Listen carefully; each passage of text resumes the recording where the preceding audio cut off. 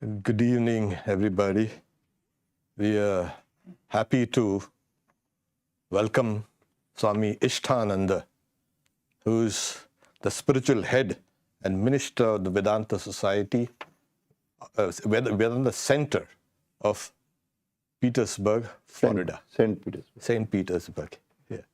St. Petersburg, Florida. And he has been a frequent visitor to Seattle.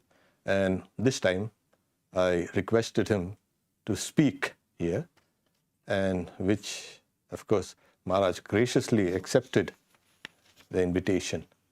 He's going to speak on Pratap, Chandra, Hazra. He was one of those who stayed in Dakshineshwar. We won't call him a disciple, but he was the archetypal trickster, and he made things interesting. And this is what we find.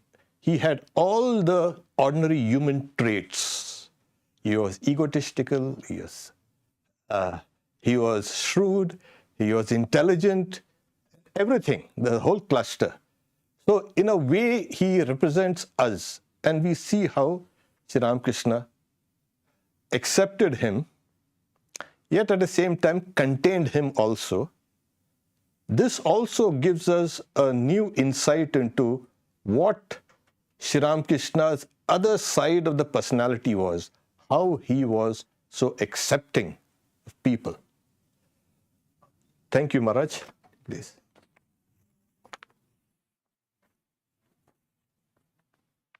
Om Ajnanatimirandhasya Jnananjana Salakaya Chakshurunmilitam Jena Tasmai Shri Gurave Namaha. I bow down to that Supreme Guru who has opened our eyes of ignorance with the help of the collyrium of knowledge.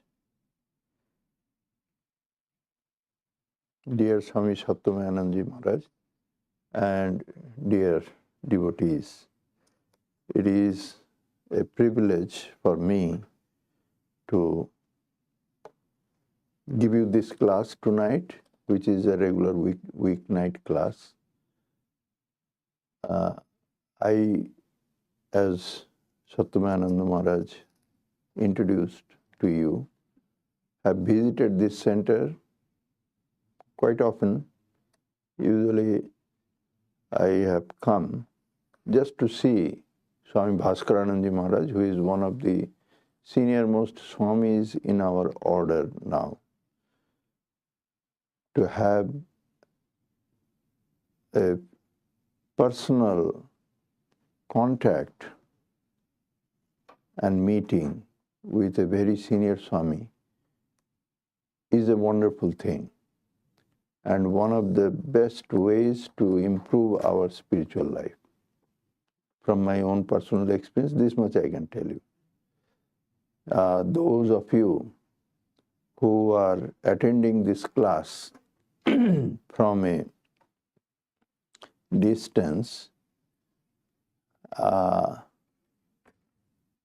my little bit of suggestion tonight would be that if possible,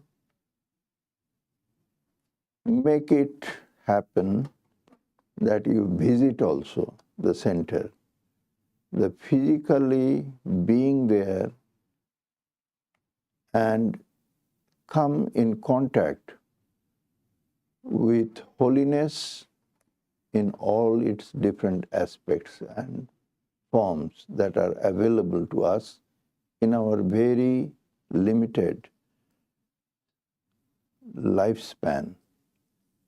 This is a great opportunity. This opportunity should not be missed. This is my personal 1 cent advice. This is an opportunity. Our life is very, very limited, and within this lifespan, small opportunities come. Those who live within a manageable distance of this center or any other center, and who have got the possibility of coming physically and getting in contact with some holy person there, do it. You will get great benefit out of it imperceptibly. You will not know what benefit you have gotten, but you will get. So tonight I am continuing with this series of classes that have been given here, that those who have come to Sri Ramakrishna physically, personally, those who are not great spiritual stalwarts, whether the monastic stalwarts or the householder stalwarts, but others who also are not insignificant in the way that Swami Satyavananda just now mentioned. So they have been covered within this wonderful book called They Lived with God by Swami Chetanananda Maharaj. He has compiled those stories, the biographies in short. And tonight is the beginning of that biography of Pratap Chandra Hazra. So those of you who are regular readers of the Gospel of Sri Ramakrishna, you have come across these three persons who were close to Sri Ramakrishna, lived in Dakshineswar, but they are not particularly great devotees. That we cannot call them as wonderful devotees. You follow their leads, how to live a spiritual life, what to do, and you get the great wisdom is coming out from their life stories. Not like that. Nevertheless, they had very strong bond with Sri Ramakrishna one way or other. These three personalities were, two of them, they were the family members of Sri Ramakrishna.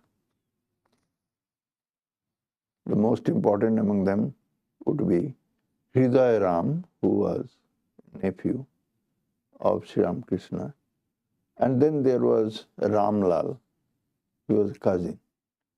And then there is this Pratap Hazra, whom Sri Ramakrishna has mentioned as Hazra, and he was always mentioned there in the Gospel, most of the time, by this name Hazra. These three people we find in the Gospel, they had very, in one way, closeness to Sri Ramakrishna. Closeness in the sense that all three of them, they came from the same part of the country, that rural area from where Sri Ramakrishna hailed from.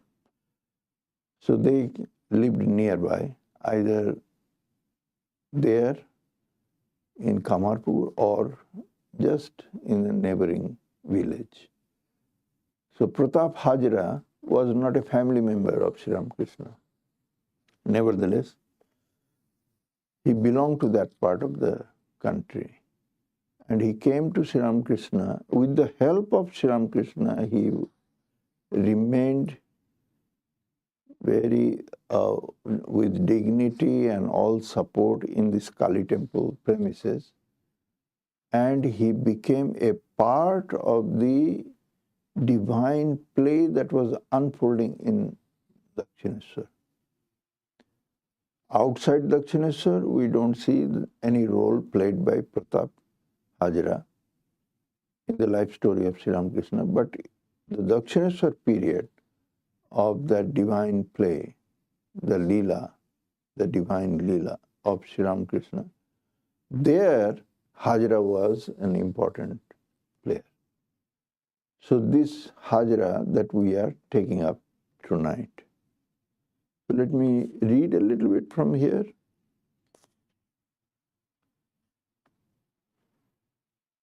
I will not be reading everything, just here and there. The history of religion bears testimony to the fact that the avatar appears in every age and holding the light of dharma. He illumines the path for evildoers, hypocrites, and the poor in spirit. An avatar manifests power in two ways. With the help of his pure eternal companions, he re-establishes religion which has become corrupt or has declined, and he destroys the wickedness of the wicked and thereby demonstrates his redeeming power. Paritranaya sadhunam vinasaya cha duskritam.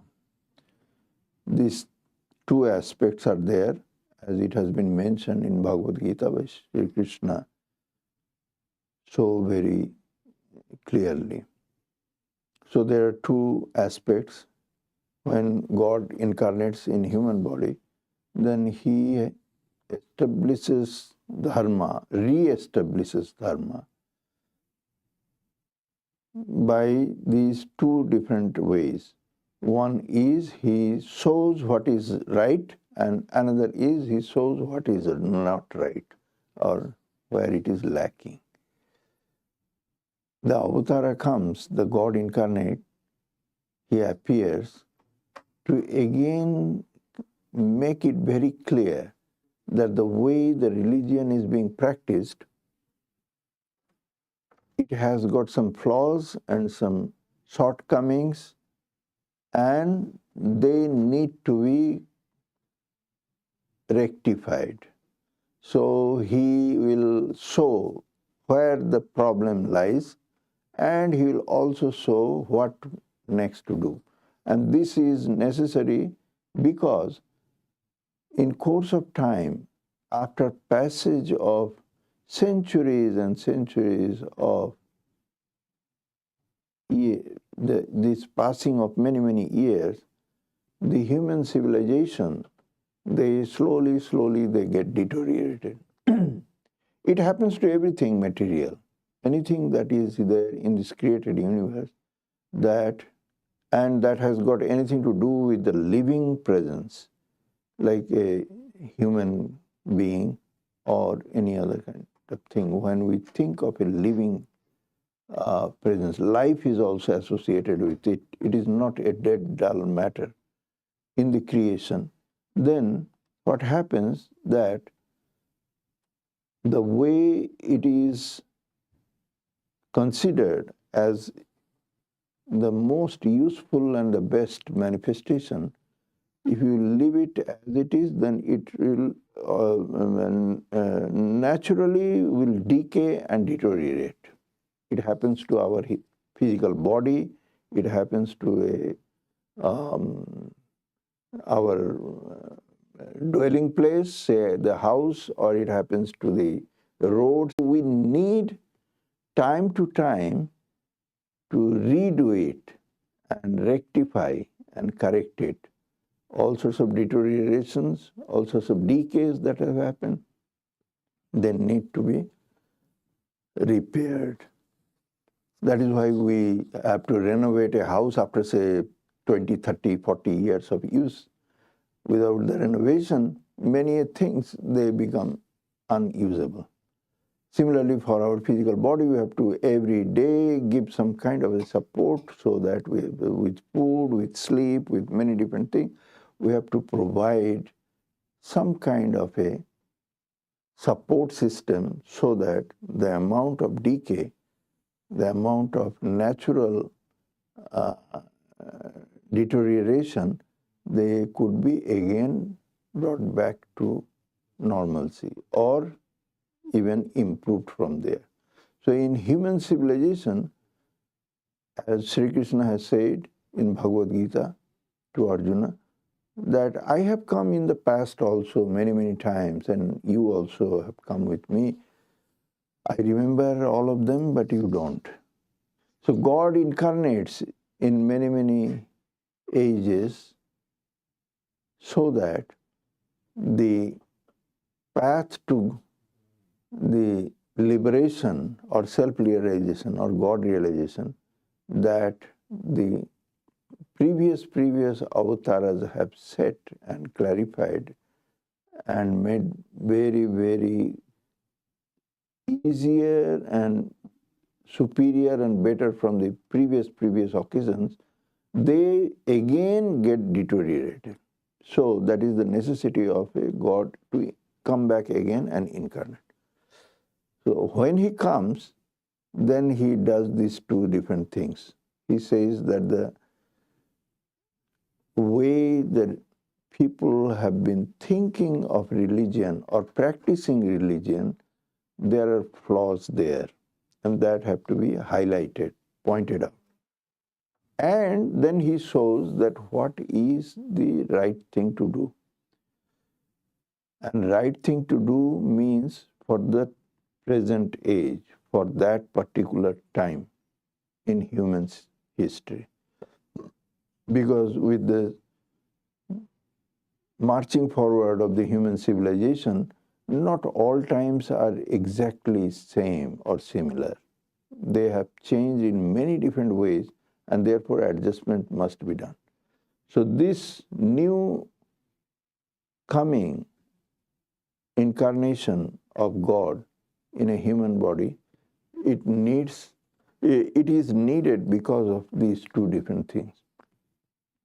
So here we find that Hazra, he was picked up by the Lord. They are also a part in this entire play, the divine play of God.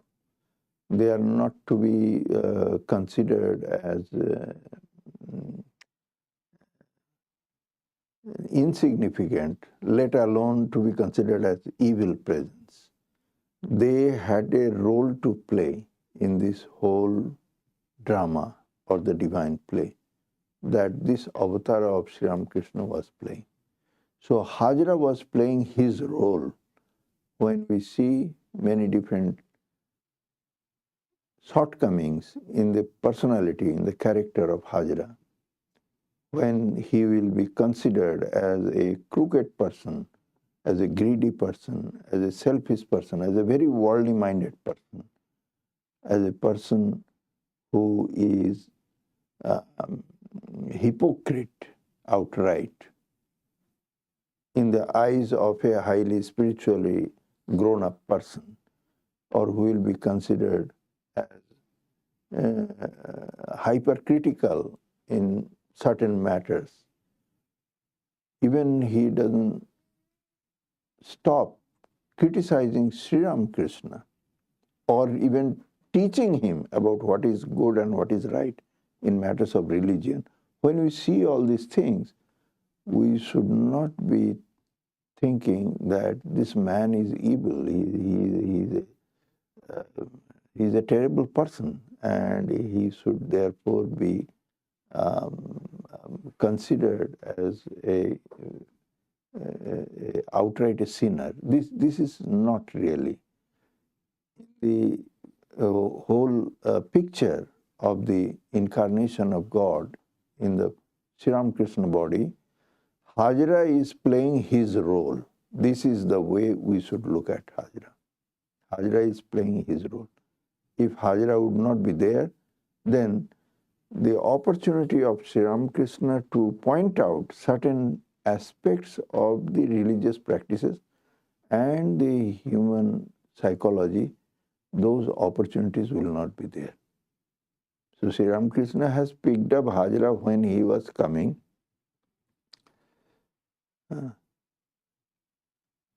If you remember, Sri Ramakrishna in another place has said that it is like a whole big cluster of water hyacinth when the God incarnate in human body. If those of you who know about the water hyacinth, they under the surface of the water, they are all interconnected.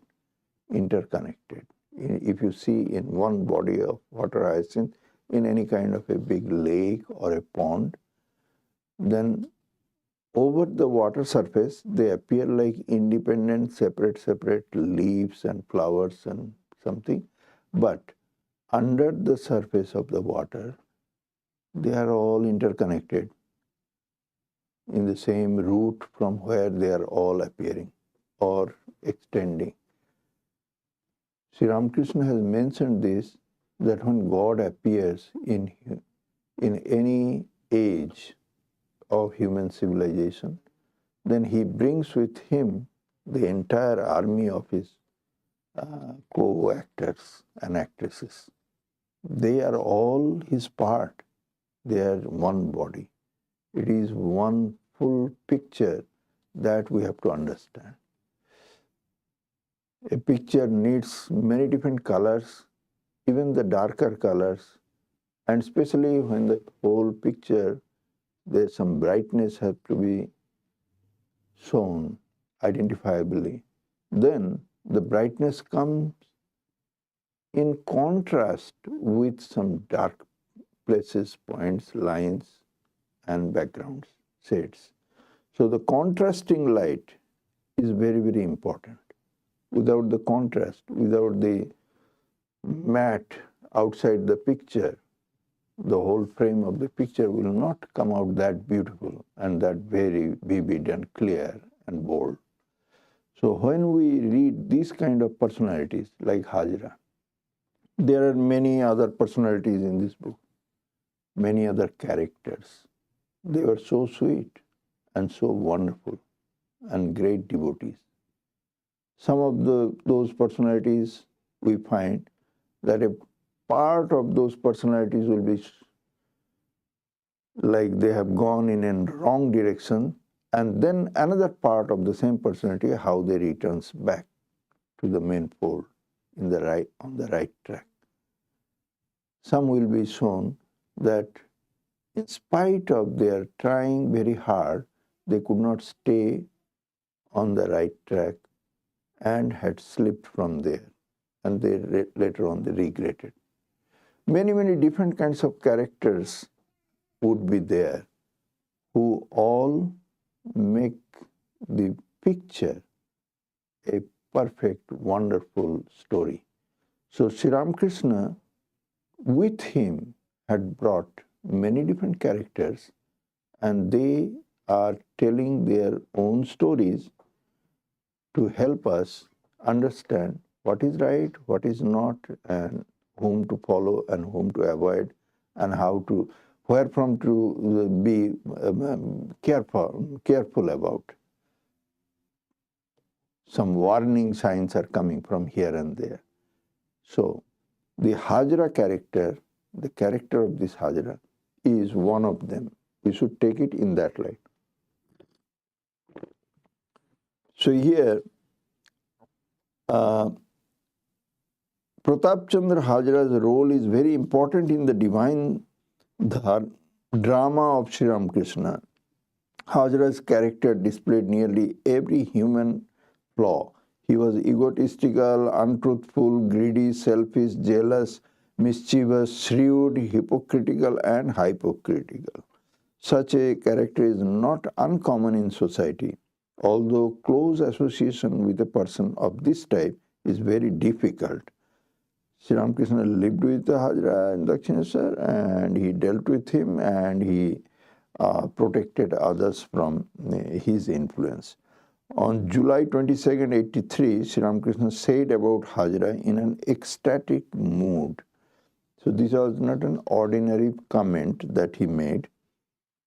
In an ecstatic mood, he made this comment about Hazra. I have found Hazra to be a piece of dry wood. Then why does he live here? This has a meaning too.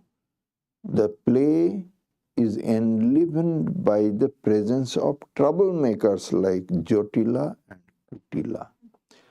So there are two things. One is the Hazra, Sri Ramakrishna sees as a dry wood. Dry wood means a piece of dead wood. That means there is no life there. When we think about a spiritual life, when we think about our spiritual practices or the way to progress, whether in the path of devotion or knowledge or meditation or anything, it is a living thing. It is a living thing. It is a live thing. There must be a strong, living, very much clearly felt a part within us that is alive, which is trying very hard. There is a will there to move forward and get oneself connected with the divine. So the faith that appears in the form of religion and the acceptance of the divine and the hard effort that is put forth from our own self to approach that divine, get more connected with the divine. This is the religious life. If there is no such thing as the acceptance of the divine, which is faith, and there is no necessity felt from within, and love or attraction felt from within for that divine, for that ultimate goal, and there is no necessity felt to approach and walk and move forward in that direction.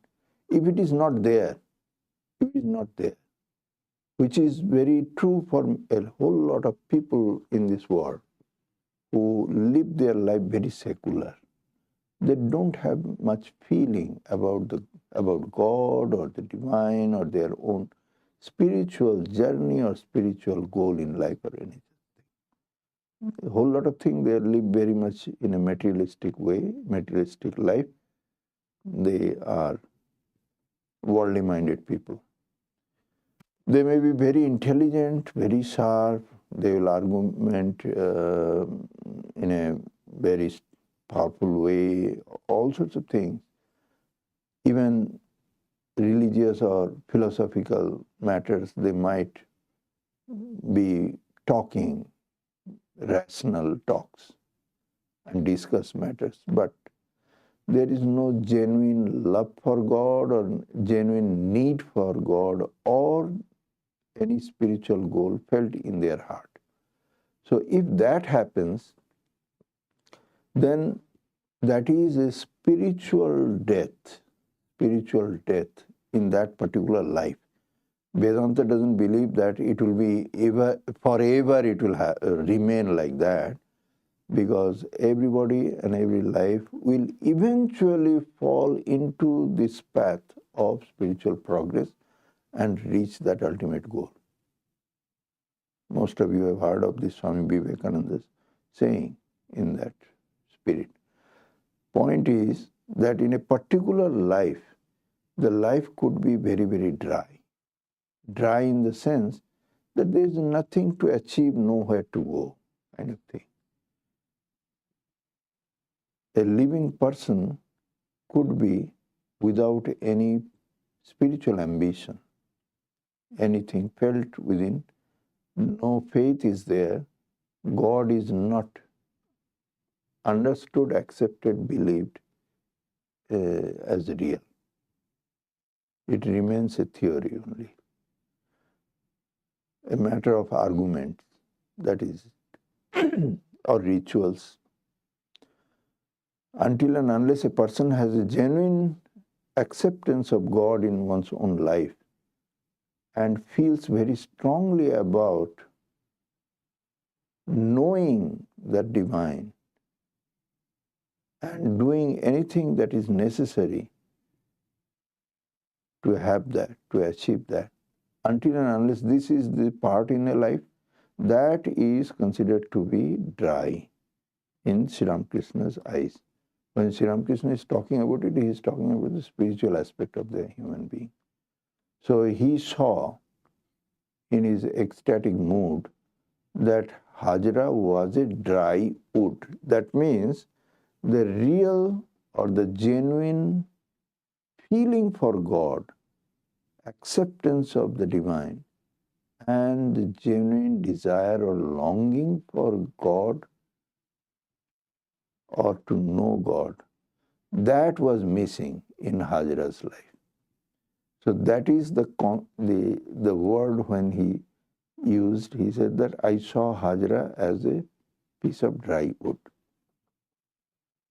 What is the dry wood?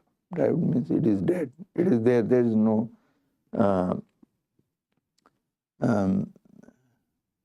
the living, throbbing, genuine spiritual aspect in this person. He said this because Hazra was, later on we shall see, the Hazra outwardly he was a very religious person, outwardly. He was very eager to show people that he was a religious person. He thought that by showing that he will draw attention of many, many people, and with the help of that he could get some kind of material benefit from them. So Hazra had his own plan, because of which he was interested in showing outward spirituality. But Sri Ramakrishna could see through the person, and he saw that the person is a dry wood from inside. But then he says that though he is a person who is not a religious person, why he is here? Because as we have seen in many different times, that if Sri Ramakrishna would not want somebody there, that the person has to go. Until and unless he would want a person to stay there, the person cannot stay. There has been other incident. In one case,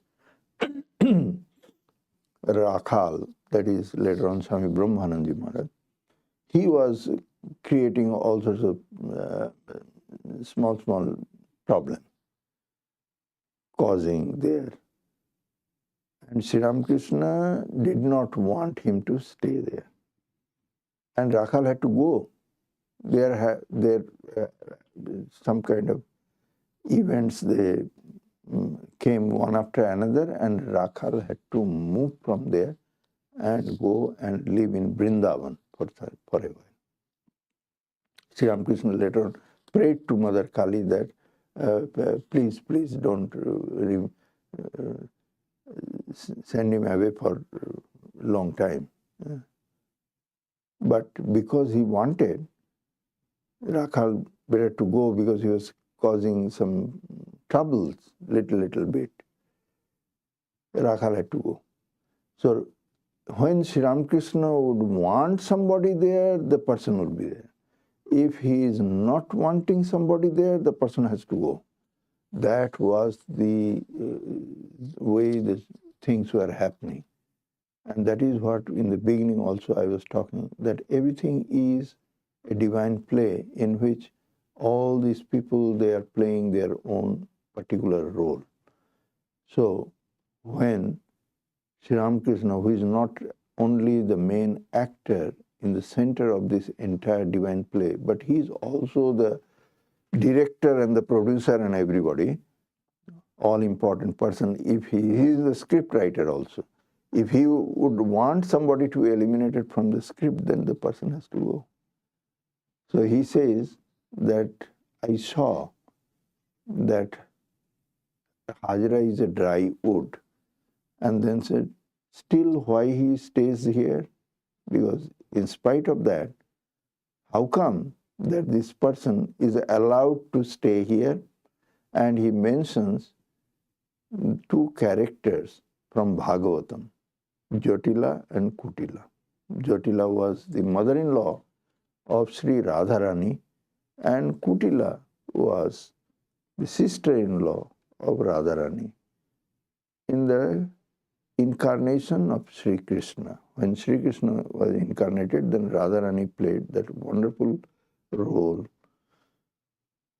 of the divine lover of Sri Krishna, the God incarnate, and in the path of that love, of the supreme devotee who was loving God in the Madhur Bhava, to create some kind of obstruction in the path of that divine love of the devotee and the God. These two roles were played by Jatila and Kutila. So this is in the Srimad Bhagavatam. But they played their role, Jatila and Kutila, and by those roles, the entire story of Bhagavatam that were enhanced. It became much more meaningful. I won't say just enjoyable or entertaining, but it became much more meaningful. So Sri Ramakrishna has mentioned those two names, and he said that the play is enlivened by the presence of troublemakers like Jatila and Kutila. So Pratap Chandra Hazra, he compares with that kind of a character. Pratap Chandra Hazra was born sometime around 1846 in the village of Maragore, a few miles west of Kamarpukur, the birthplace of Sri Ramakrishna. His father, Narayan Hazra, was a farmer of moderate means. Pratap was educated in the village school and was raised according to the Vaishnava tradition. He did not have much faith or devotion for God. This we just discussed. Sri Ramakrishna saw that it was a dry wood. After his father died, the responsibility of maintaining the family fell on him, and he had to support a mother, a wife, and several children. Though farming was his vocation, he did not care for it, and as a result, his family was in debt for over 1,000 rupees.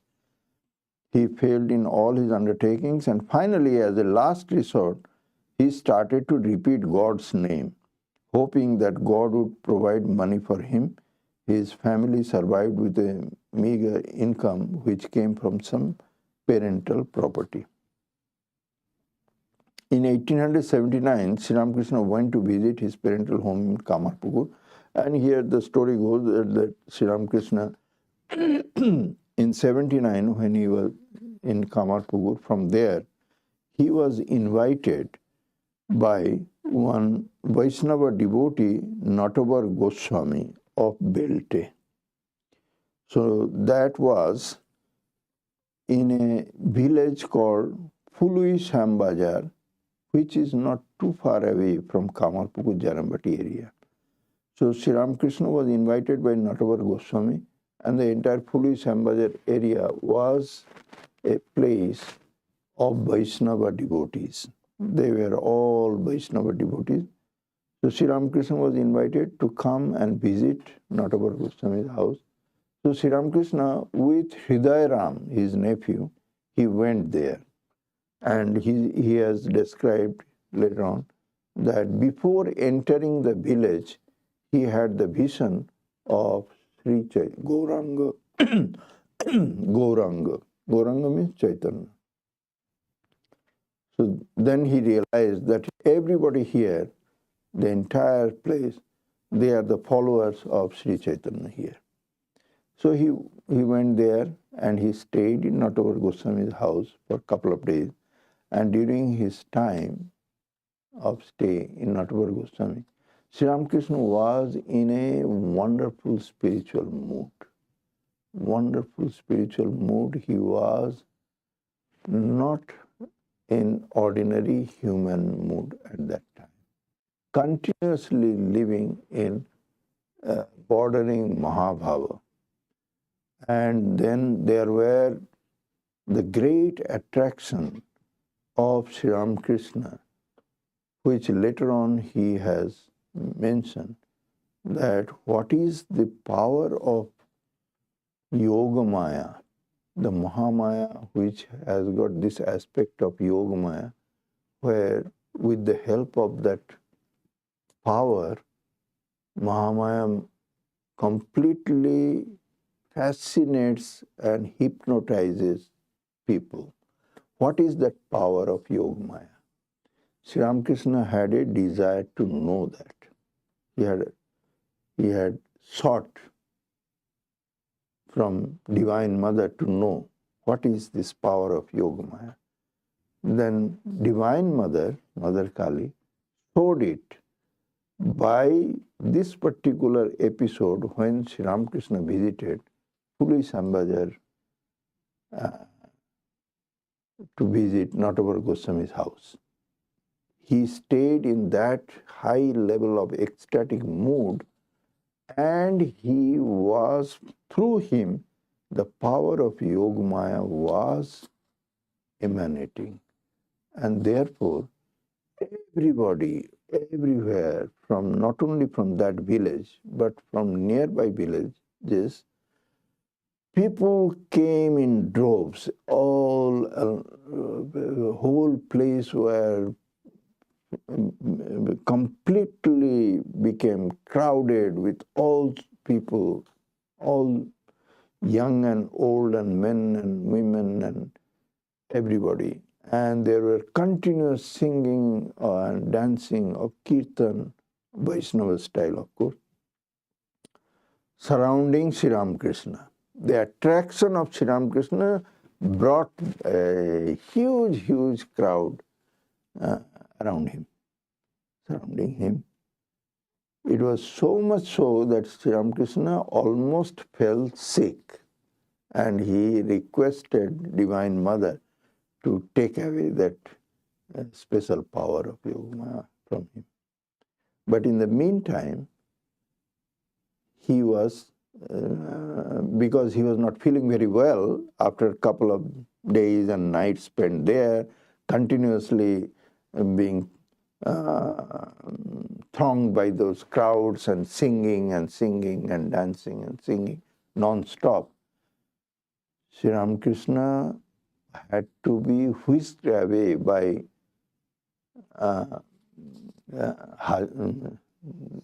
Hridayaram to his village, which is a neighboring village called Shior. Hridayaram's mother was sister of Sri Ramakrishna.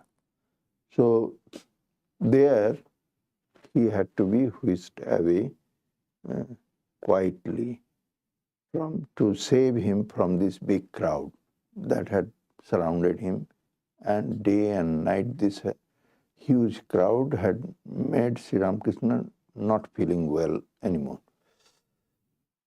So there, when he was in Shior, there came Hazra from the neighboring village. Hazra was already, he had heard about Sri Ramakrishna, and he was curious to see him and know him personally. So when Sri Ramakrishna was taken to Shior, to this Hridayaram's house, there Hazra came and visited Sri Ramakrishna for the first time. That was in 1879. So after some time, we see that this Hazra, who was struggling in his own life materially after the passing away of his father, who was a very ordinary farmer, had some landed property, and then after passing away of his father, Hazra did not do well with managing his land and farming and all sorts of things, and getting poorer and poorer by the days. Then eventually he thought of renouncing the householder's life.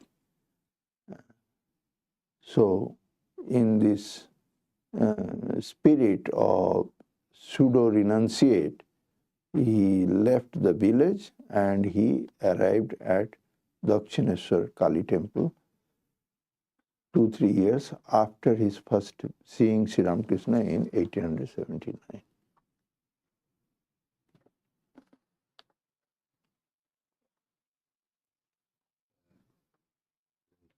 No questions. Anybody has questions can All questions are answered. answer. Thank you very much, Swami. We have a few announcements. Sunday at 11 at the retreat at Snohomish County, we will be having a memorial for Swami Ishtananda, who passed away back. You're all welcome. And on the 8th March 8th, we have the Shivratri. That's an extremely auspicious day. And we all welcome to participate in the worship, ritual worship. And there will be a small talk and flower offering, as well as partaking of the sacramental food. We have also on March 12, Sri Ramakrishna's Puja. That also is a very big affair. Yeah, please come in. And second Saturday of every month, we have the retreat at Tapovan, meditation retreat. So please come in.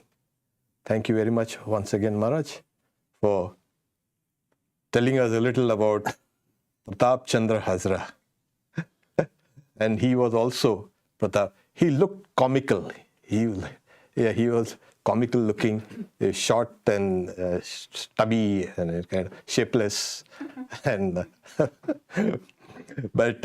he was the butt of everyone's jokes. Everyone. So there had to be someone like him to, as Maharaj said, to enliven the place. So thank you very much, Maharaj. Om Shanti Shanti Shanti Harihi Om Tat Sat Sri Ramakrishna Arpanamastu.